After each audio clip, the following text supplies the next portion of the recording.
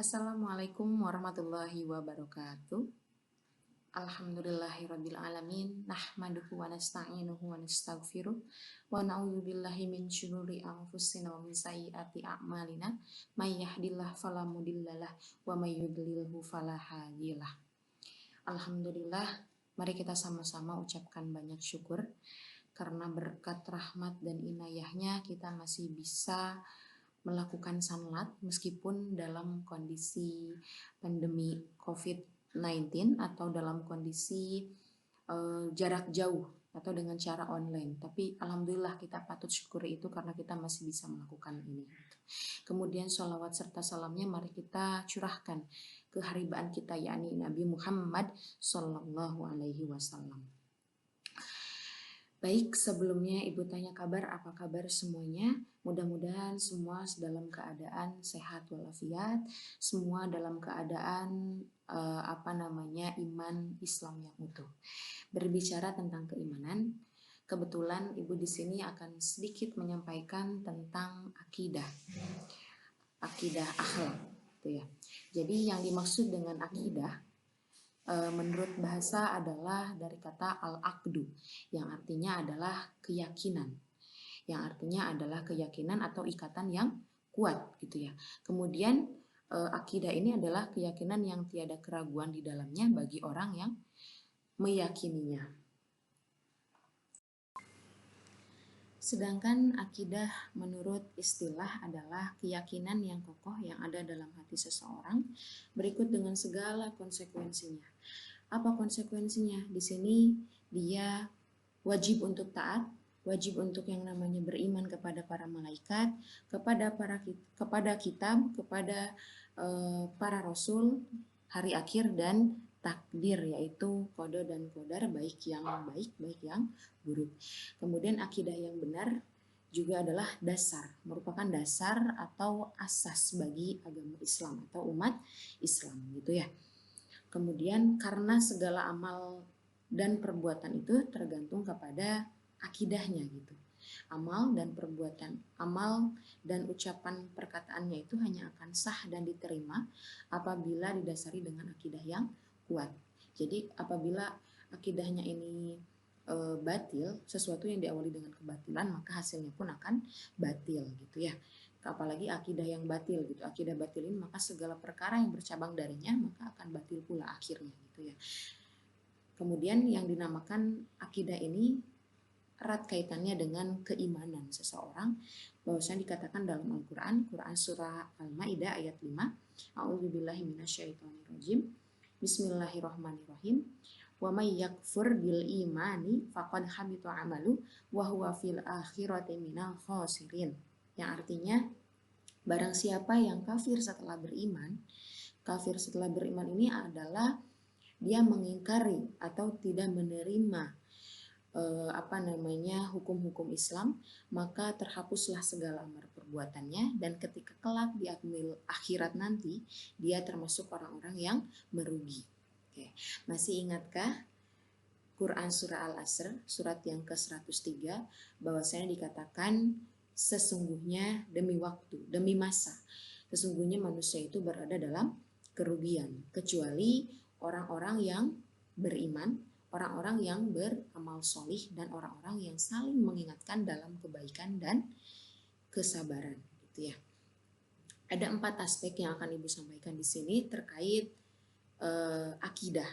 Yang pertama, jika seseorang memiliki akidah yang kuat, maka selalu keluar dari mulutnya itu adalah kalimat thayyibah, kalimat yang baik. Contohnya, selalu yang diucapkannya itu kata istighfar atau la ilaha illallah atau tahlil, tahmid, takbir. Kemudian jika ada kejadian yang menimpanya selalu dia ucapkan innalillahi. Kemudian ketika bertemu dengan sesama umat Islam maka dia selalu mengucapkan salam. Dan ketika ada kejadian yang takdir Allah yang sifatnya baik, itu pasti mengucapkan Masya Allah. Adapun ketika ada takdir Allah yang terjadi yang sifatnya itu buruk, maka selalu ucapkan Subhanallah. Dan masih banyak lagi kalimat thayyib yang harusnya keluar dari mulut seseorang yang akidahnya kuat. Kemudian Aspek yang kedua dari akidah ini adalah al-asmaul husna, di mana asmaul husna ini adalah nama-nama yang baik atau indah bagi Allah. Di antaranya pernah kita pelajari di kelas, di antaranya ada al-jami, al-adl, al-karim, dan lain sebagainya. Kita istilahkan al-jami. Al-jami ini adalah maha mengumpulkan, bahwasannya Allah itu maha mengumpulkan, maka kita pun harus yang namanya melahirkan akhlak dari, kalau kita memang betul meyakini Asmaul Husna, dengan cara mengamalkan apa yang ada di dalam makna al-jami atau mengumpulkan, bahwasanya kita itu harus berkumpul, bahwasanya kita itu harus selalu beramal jama'i, harus selalu berjamaah, harus selalu yang namanya menjalin silaturahmi.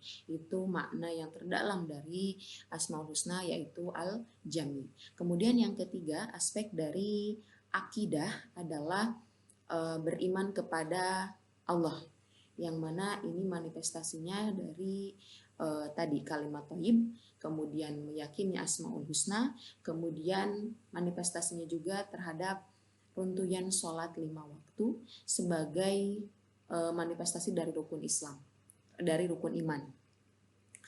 Sholat 5 waktunya bagaimana? Apalagi dalam kondisi Ramadan seperti ini ditingkatkan.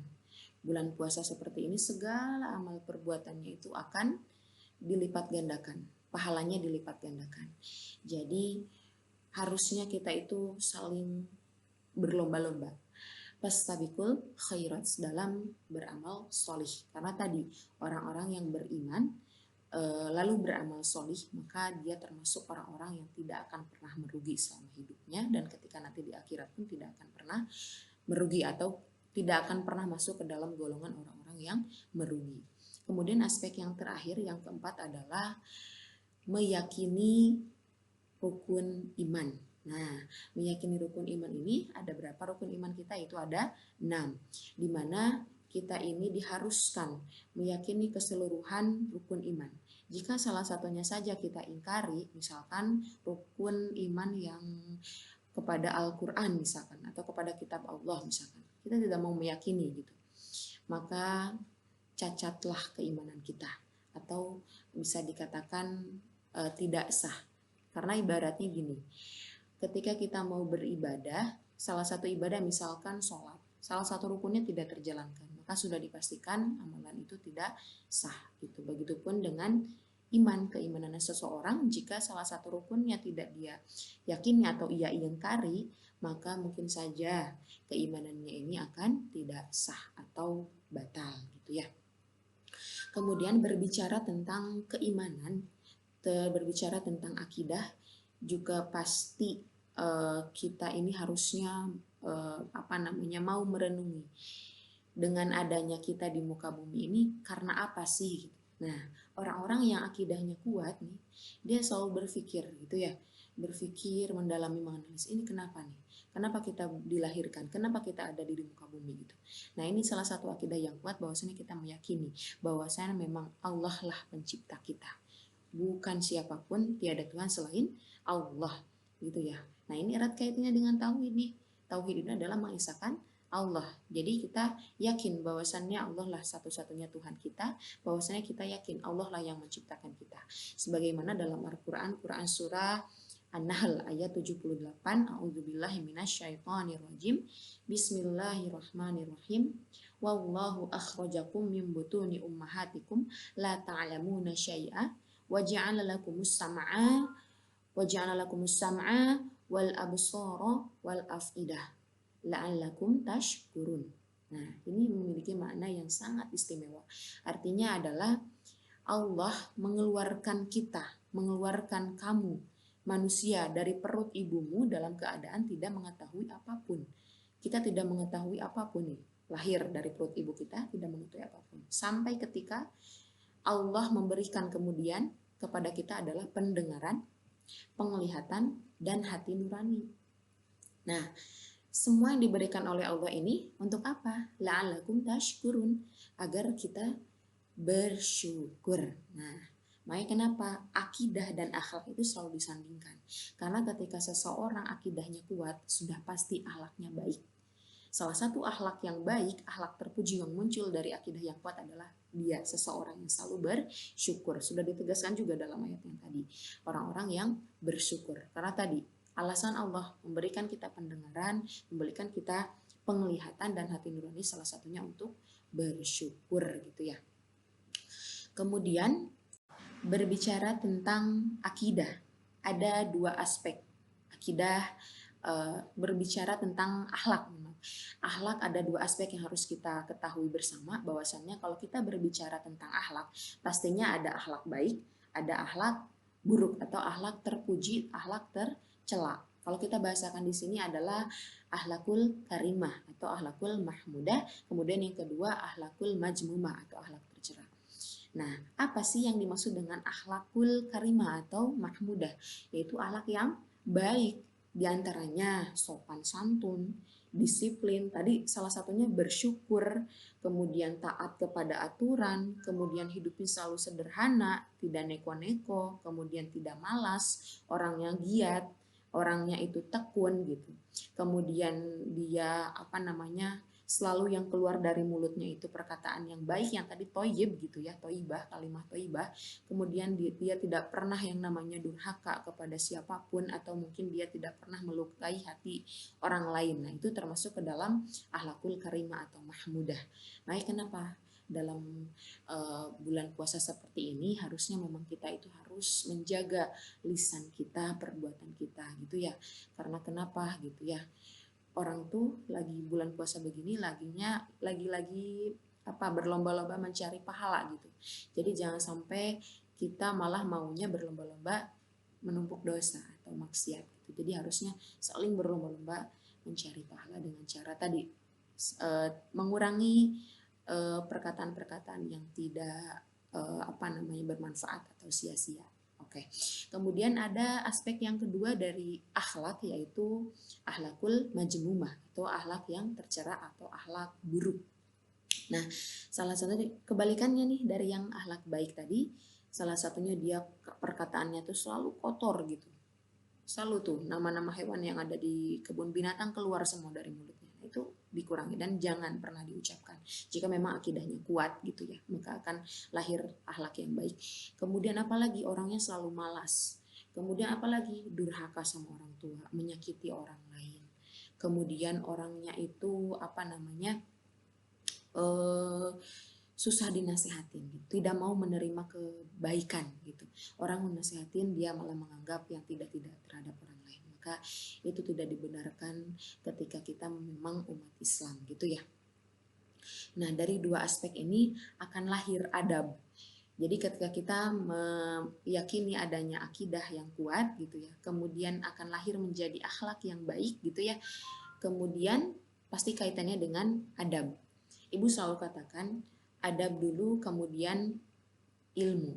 Kenapa? Karena seseorang yang ilmunya banyak, pemahamannya luas, namun tidak ada adab sama sekali, maka semuanya itu terbilang sia-sia. Semuanya itu, ilmunya itu seakan-akan tidak bermanfaat. Ilmunya itu seakan-akan tidak ada gunanya gitu. Jadi ketika seseorang ingin mendalami suatu ilmu, ingin pemahamannya luas, maka terapkan yang pertama, hal yang pertama itu adalah adabnya dulu. Adabnya bagaimana nih? Terutama adab terhadap gurunya bagaimana nih? Kalau kita mau menuntut ilmu gitu ya, terhadap guru bagaimana gitu. Berbicara tentang adab juga, ada 4 di sini pembagian dari adab. Yang pertama ada adab terhadap diri sendiri, adab terhadap Allah, adab terhadap sesama manusia, dan adab terhadap lingkungan. Nah, kita akan bahas satu persatu yang dinamakan dengan adab terhadap diri sendiri. Contohnya nih, adab-adab yang sering kita lakukan sehari-hari gitu. Contohnya adab sebelum tidur, adab sebelum makan, adab sebelum minum, adab sebelum buang hajat dan lain sebagainya. Nah, itu semua diurus semua dalam Islam ketika dia memang memiliki akhlak yang baik gitu ya, dari akidah tadi gitu.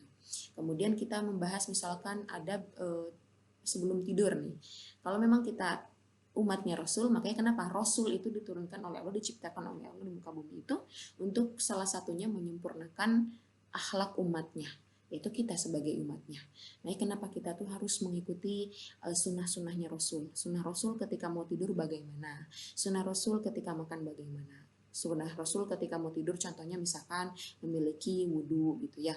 Nah, kenapa orang yang sebelum tidurnya itu berwudu, kemudian dia tidur dalam keadaan suci atau sudah berwudu, maka malaikat itu mendoakan katanya.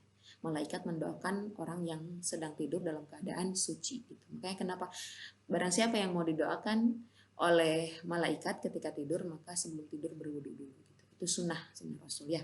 Itu termasuk ke dalam adab terhadap diri sendiri. Ada yang kedua, adab terhadap Allah, adab terhadap Tuhan kita, yaitu Allah. Ya, nah di sini kaitannya dengan ibadah. Segala rangkaian ibadah yang ada dalam rukun Islam itu semua ada adabnya. Contohnya ketika kita sholat bagaimana, ketika kita zikir, ketika kita sodakoh atau infak bagaimana, ketika kita mengaji atau baca Al-Quran bagaimana gitu ya. Salah satunya misalkan membaca Al-Quran. Nih, apalagi lagi bulan Ramadan gini, harusnya kita tuh berlomba-lomba nih membaca Al-Quran berapa kali hatam, tapi di sini jangan dikejar berapa kali hatam, berapa banyaknya kalian baca, tapi yang harus dilihat di sini adalah kualitas bacaannya, gitu ya. Jadi yang harus kita perhatikan kualitas bacaannya, bukan kuantitas bacaannya, karena ada beberapa orang yang berlomba-lomba ingin berapa kali hatam, tapi nyatanya bacaannya tidak sesuai dengan tajwid atau tidak sesuai dengan makhrajul huruf. Itu pun harus diperhatikan karena itu termasuk ke dalam adab ketika membaca Al-Quran. Kemudian ada lagi adab yang lain ketika membaca Al-Quran, misalkan dalam kondisi suci, dalam kondisi bersih, baik tempat, baik badan. Kemudian kalau sunnahnya itu menghadap ke kiblat gitu. Itu Masya Allah pahalanya akan berlimpah banyak gitu. Kemudian yang ketiga, ada adab terhadap sesama manusia.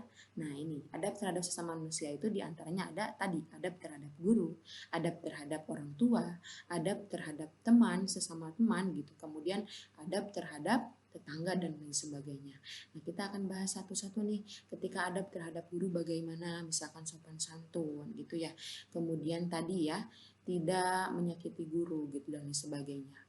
Kemudian terhadap orang tua juga sama ya, tidak durhaka, mengikuti semua perintahnya dan lain sebagainya. Kecuali yang perintah yang menyimpang dari syariat Islam itu tidak diperbolehkan untuk diikuti gitu ya, tidak ditaati juga tidak mengapa.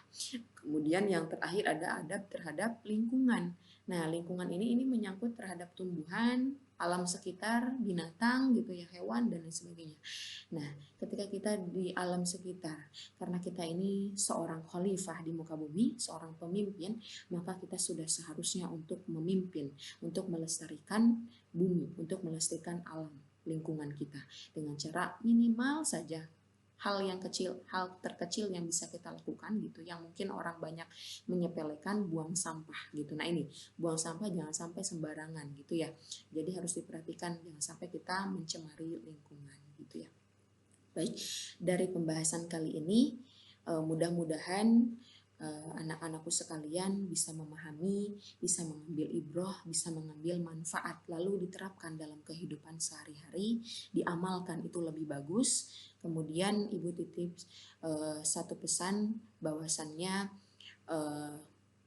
ketika iman kita mau terus naik gitu, maka tingkatkan ketaatan. Yang kedua adalah tinggalkan maksiat. Apalagi lagi bulan Ramadan, bulan yang sangat suci, bulan penuh ampunan, maka perbanyaklah taubat. Kemudian apalagi sedang wabah seperti ini, maka jagalah imannya, jaga imunnya, kesehatannya tetap dijaga. Jadi jangan sampai juga disepelekan, tapi tidak juga panik. Baik, dari Ibu cukup sekian. Jika ada salah-salah kata mohon dimaafkan. Wabillahi taufiq wal hidayah. Wassalamualaikum warahmatullahi wabarakatuh. Marhaban ya Ramadan. Ramadan tiba, Ramadan tiba, Ramadan tiba.